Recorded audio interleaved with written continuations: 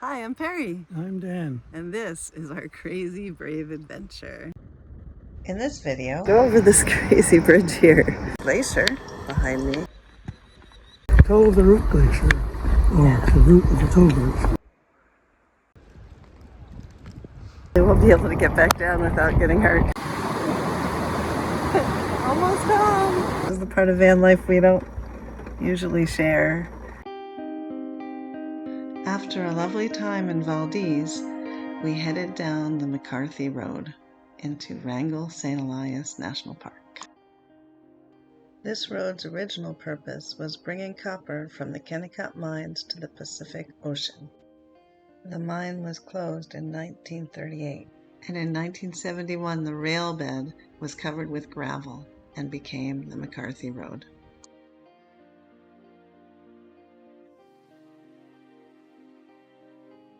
The Copper River is famous for salmon, and there was some nice free camping here, but we headed on. The McCarthy Road itself was no joke. If you plan to drive the McCarthy Road, you should know that it is 60 miles, most of it unpaved. There was a short paved section, which was really lovely. And a washboard almost all the way. The road isn't muddy or the kind that you might get stuck on, but it's just so full of washboard that you're gonna almost wish that it was muddy instead. I don't know, it was rough. It was rough for us. If you have good shocks, maybe it's a walk in the park or a drive in the park. Wrangell-St Elias Park, actually. The largest national park in the United States. We're gonna go over this crazy bridge here. I read about it, but now that I see it, I'm a little terrified. I'm gonna show you what it looks like. Yeah, that's a really big bridge. Used to be a railroad trestle. Alrighty. This single-lane bridge was built on the original railroad trestle built by the Kennecott mines back in the early 1900s.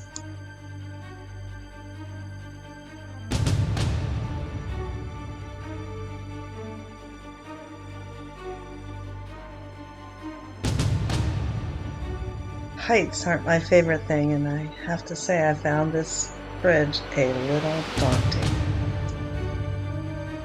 Lucky for us, Dan was cool as a cucumber.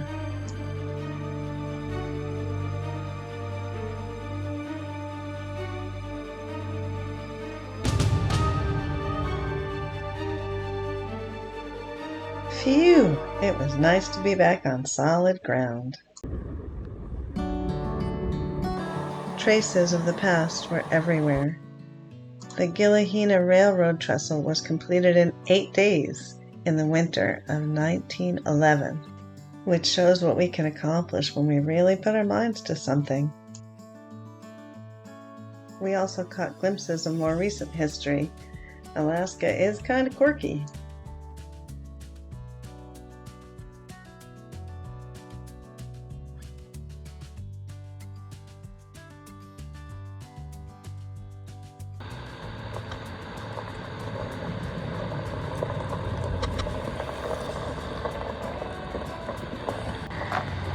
This car worked so hard today.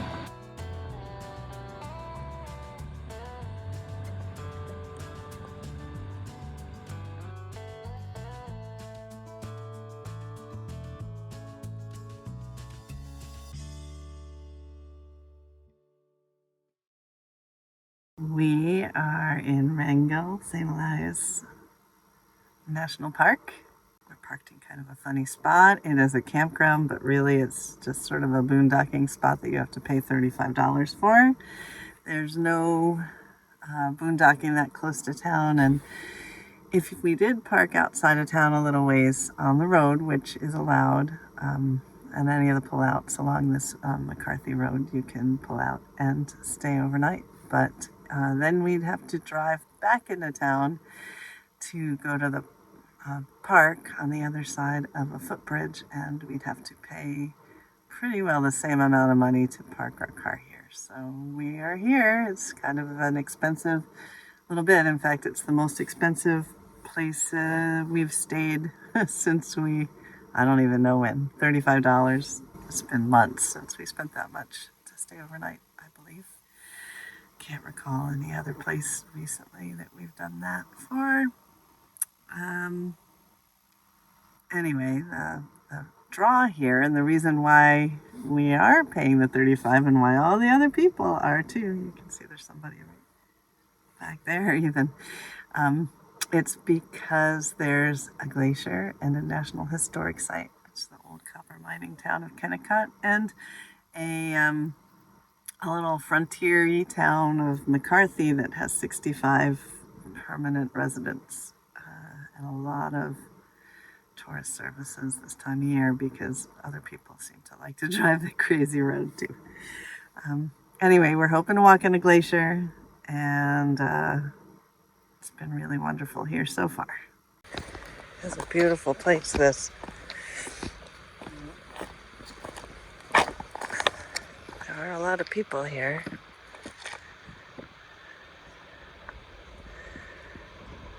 Working wherever they feel like it. Us two, we're up there. in this amazing place, you could hear the glacier creaking and cracking. There's a glacier behind me. You're in a private campground. That's what they have here at the end of the road for vans. There's a campground you can hike into. It's a 5-mile hike. We didn't think we wanted to do that after our 60 miles of washboard dirt road to get here. So we're here, and I'm cooking dinner. I'm gonna make a stir fry with noodles. Dan's done all the sous chef cooking. He's fried up some tofu, and he's even cut up all the vegetables. So I'm gonna get working on that.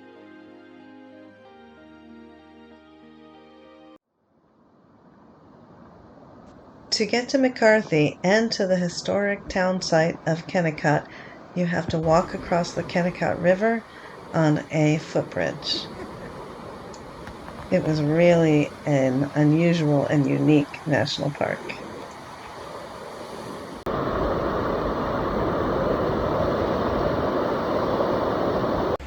I had to get down there and check out the river.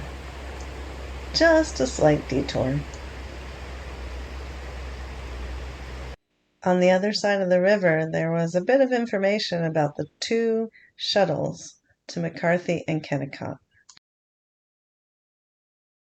We decided to walk to McCarthy. It wasn't far, and it was interesting to see the old railroad beds and to walk the trail into town.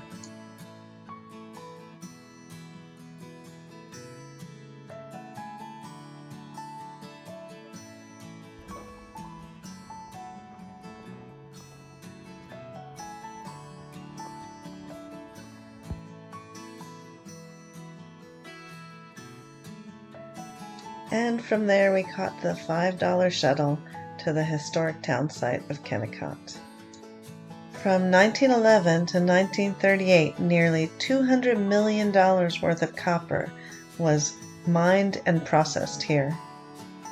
At one point, there were 300 people working in the mill and 200 to 300 more in the mines. Kennecott was a self-contained company town. There was a hospital, general store, school, skating rink, tennis court, recreation hall, and dairy.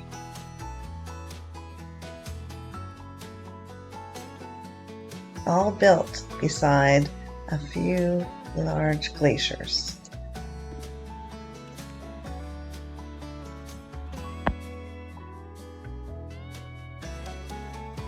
Workers were not allowed to bring their families to Kennecott, but mine managers were provided with houses for their wives and children.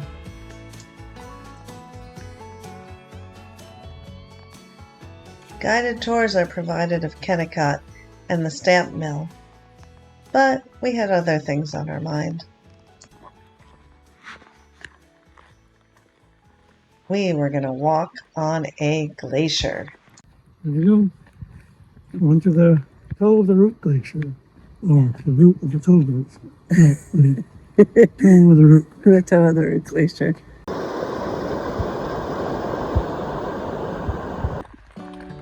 It's a 2-mile hike to get to the toe of the Root Glacier. A hike filled with beautiful views, rushing streams, even a waterfall.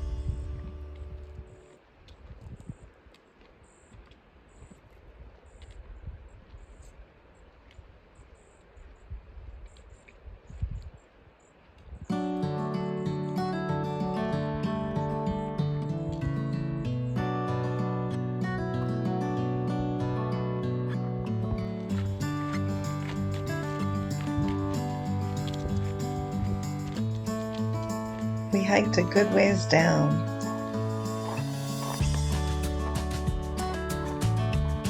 Over piles of rocks left by the receding glaciers.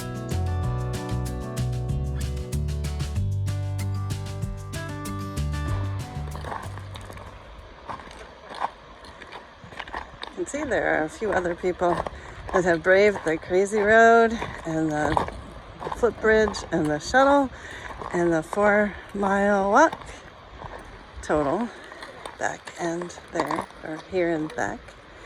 But my gosh, it's just so amazing. How could you not come out here? You can. Toe to toe.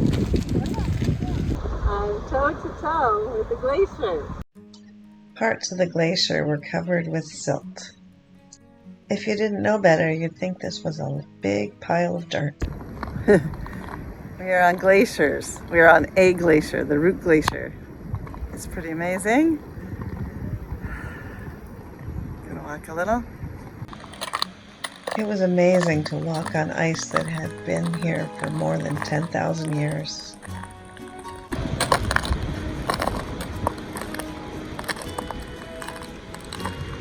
So amazing. Wow. On the silty parts, it was pretty easy walking. Wowee. The water that sat at the top of the glacier was so clear and the ice beneath it so blue.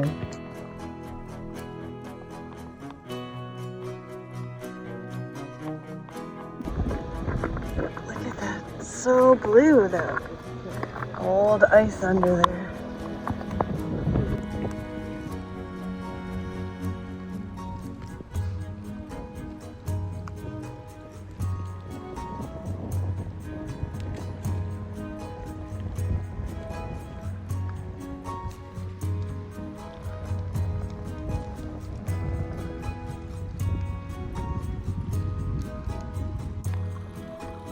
As we climbed, the ice got less silty and more slippy.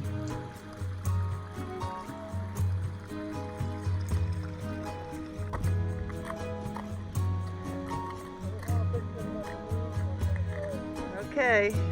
Dan is braver than I am. I'm a little afraid to go up there because I'm afraid I won't be able to get back down without sliding all the way down. Which would be very terrible. All right, I did it. I couldn't be left out of this. It's just too amazing. Hopefully we'll be able to get back down without getting hurt. Maybe. We hope. All right, what do we have for a snack? Let's see. We got apples and cheese. Oh, and Oreos. We have Oreos. I think you have the cheese. I do. And I have the apples and the Oreos.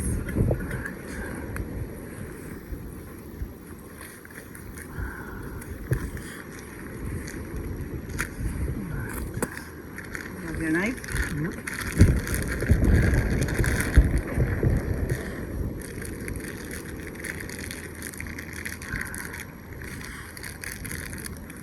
Hunk of cheese. And some sliced apple.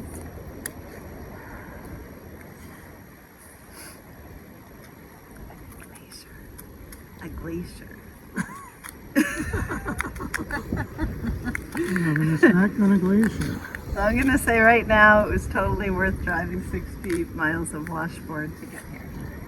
Because that's the only way to get here. And this is one of the few glaciers that you can walk on without a guide. It might have been a good idea to have a guide. But we don't have one. And we do have our hiking poles and gloves, which is what the lady in the visitor center suggested, and micro spikes or something else she suggested, but we didn't have those. So that's why we're taking it slow and not going up there where those people are, because they have micro spikes, I'm sure. All right, snack time. So we're gonna go back down from the glacier. It's a long way down and maybe a little slippery. I don't think we'll be able to film very much. Suffice it to say that if you hear from us some more, we will have made it down unscathed. Because it's slippy. All right. All right, I'm going. Okay.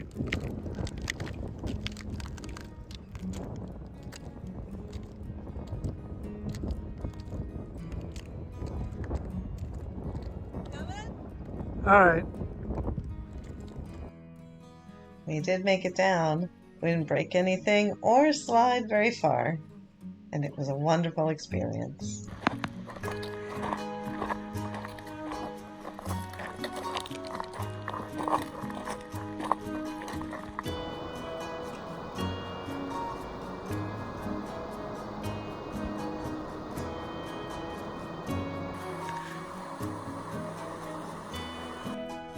Back in Kennecott, I had to stop by the mine tailings and check out the cool rocks there.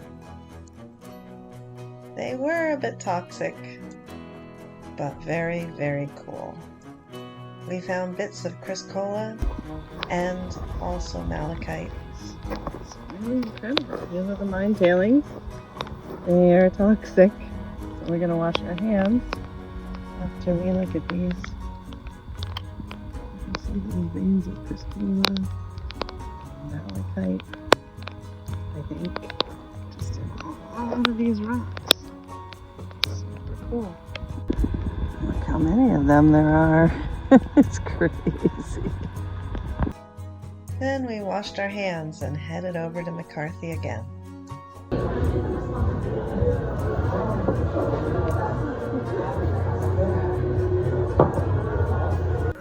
Up with us. We have to walk back to the van. It's about After a beautiful dinner. a mile. It was a great dinner. We went to this place called The Potato in McCarthy, and it was great. And we had Dan's very belated birthday dessert. We didn't do it. It was a peach cobbler, homemade, really great. Totally, if you ever in McCarthy, Alaska, The Potato is a good spot.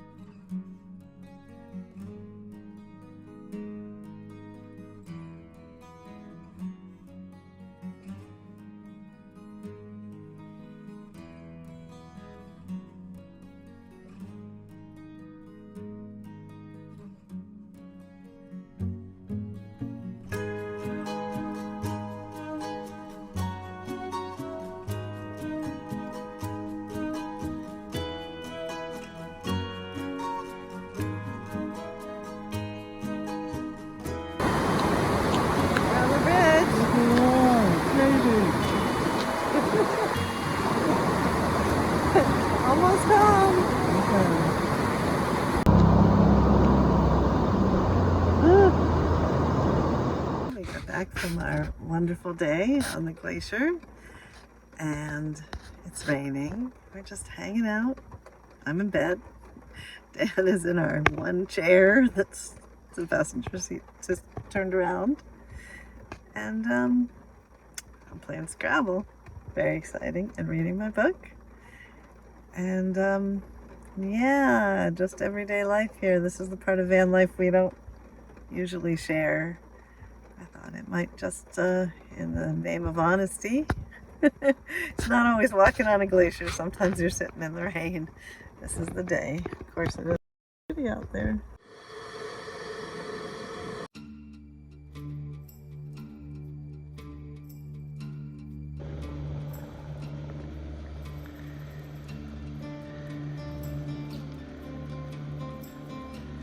The next day, we woke up and headed back down the rotten McCarthy Road.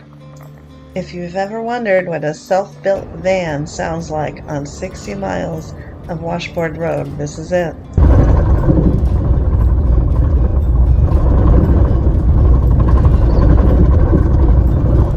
Not great, but the landscape was beautiful.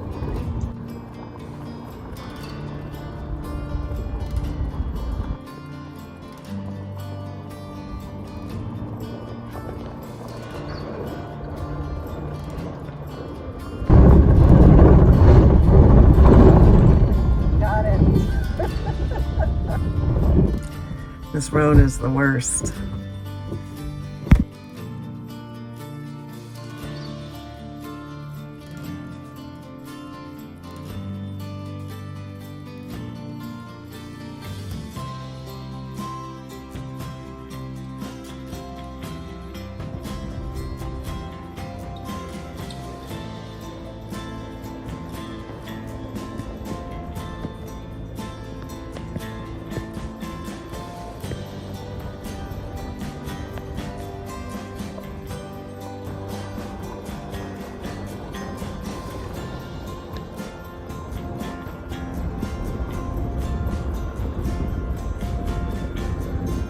And then we were right back where we started, but with memories of a most amazing experience in Wrangell-St Elias National Park.